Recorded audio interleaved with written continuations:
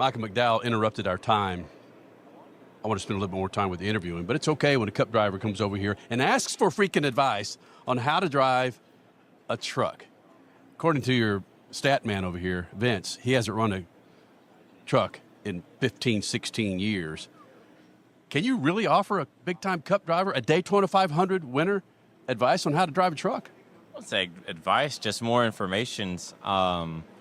I mean, the Cup stuff, Xfinity stuff, you're going to a RPM limit of 8,700, 8,900, 9,000, you know, and in these it's 74, 75. It's a lot different. I know for me, when I was going back and forth between Xfinity and trucks, I'd be either short shifting in Xfinity because I'm so used to just hitting the chip, or just like sitting in the chip, just in a truck, just because of how, you know, boggy these are. But yeah, it's been great to be with Michael a little bit this winter, and really just learning a lot from the Cup side, from the prep, and really things I can apply to my processes on the truck side.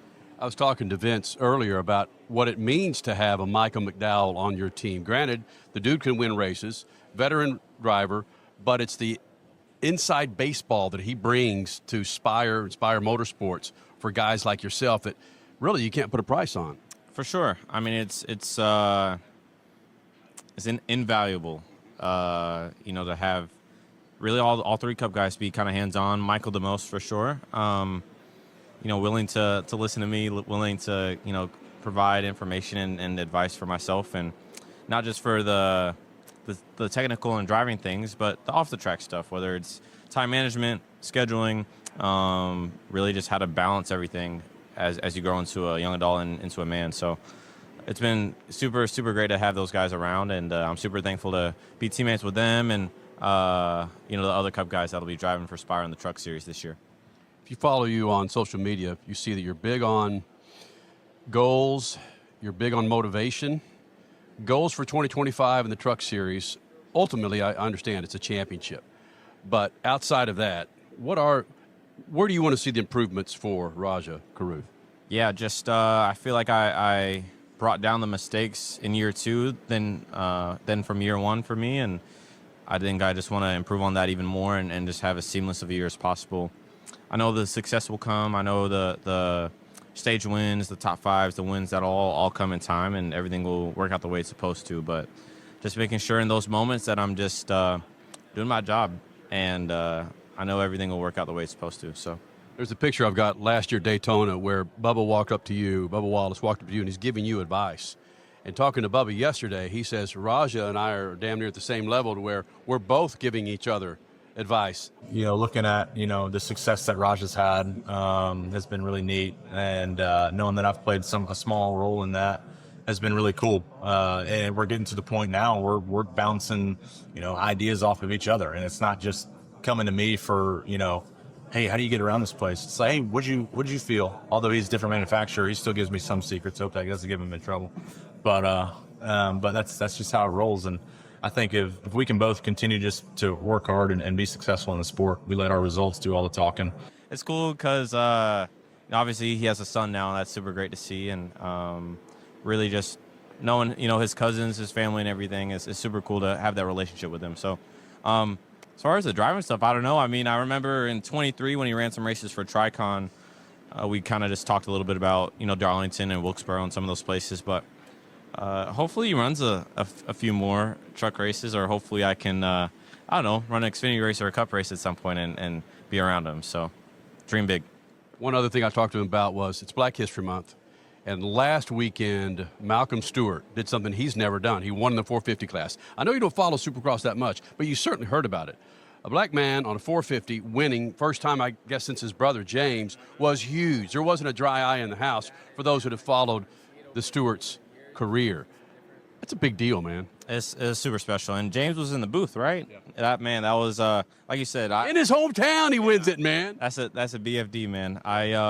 I don't, like you said, I don't watch Supercross. That's I've had, you know, Pete Shepard. He was one of my crew guys for the last few years. He's a big Supercross guy, and same with my old crew chief Chad. He's super into the bike world, and I knew from them about the world, and obviously knew about James Stewart and Brian Dungy and all them guys. And so to see Malcolm have that success, it's great. And for me, I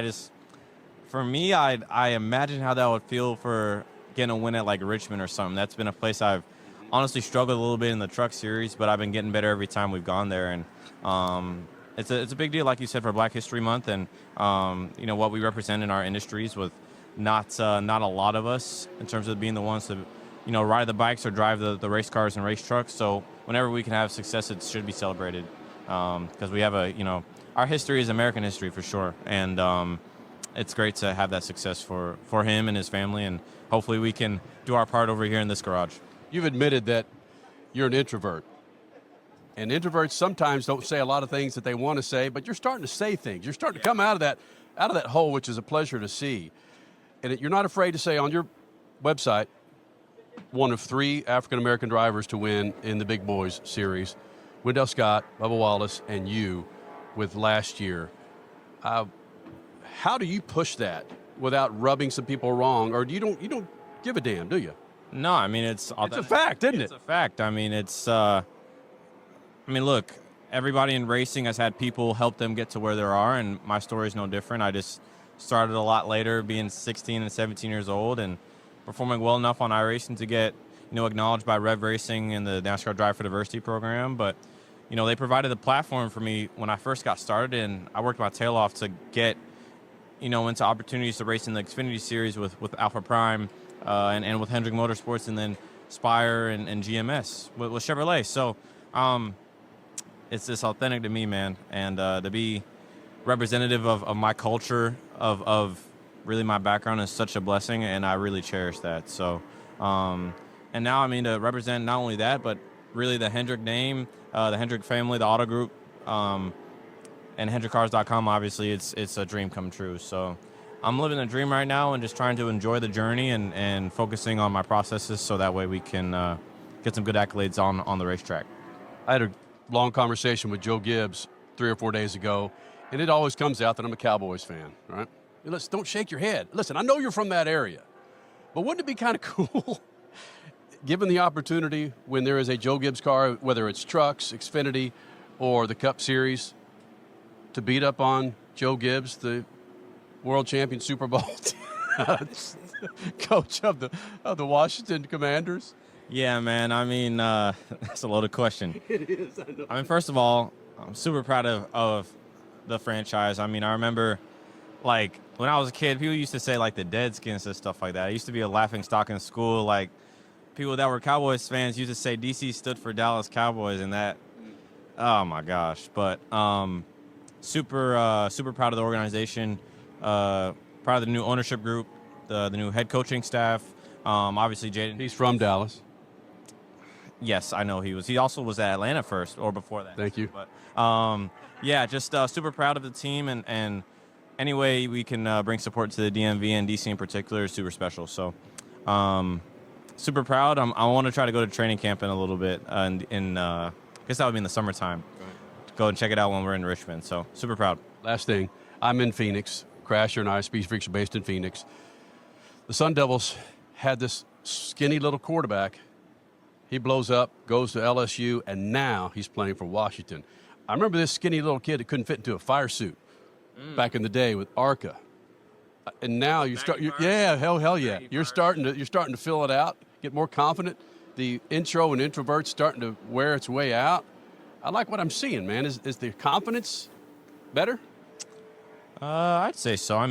The confidence is because of the work I put in and my attitude and who I try to carry myself as a person. But like I said, more importantly, my faith in my work and just kind of how everything that I put into this and my sacrifice. So I think that's where my confidence has really been starting to build, and trusting my experience, trusting my team, which that's always been the case, but ideally trusting myself and trusting, in my work ethic, in my experience, my knowledge, and just getting the job done.